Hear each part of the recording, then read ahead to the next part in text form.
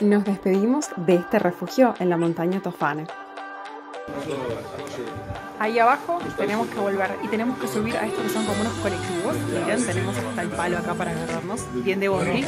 Y de acá vamos a ir bajando hacia un punto y vamos a ir a otra funidía. La verdad que es una experiencia estupenda, preciosa, el lugar es increíble, las panorámicas son aún más bellas, así que bueno, se las voy a mostrar.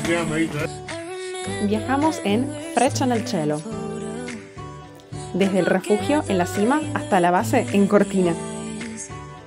Son 2 etapas diferentes de viaje. Una en Cabinovia, que lleva más de 10 personas. Y la segunda etapa hay que hacer un transbordo para bajar en una funivía con una capacidad reducida, pero con una vista estupenda. Por suerte, no sufro de vértigo. Pensar que uno estuvo ahí es increíble.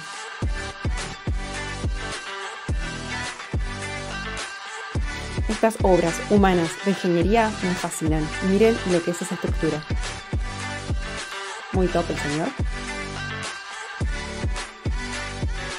No se pierdan estas vistas de la cuenca Ampezzana.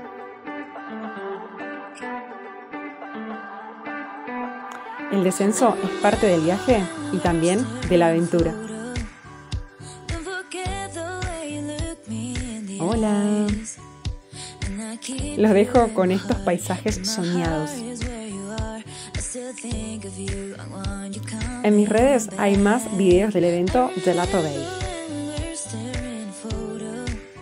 Les cuento también más en mi programa de radio Ernestina dalla fine del mondo por Radio ADN Voce delle Dolomiti. Sale todos los sábados a las 21 hora italiana y 17 hora argentina. Búscanos en YouTube y en las redes. Chao, chao.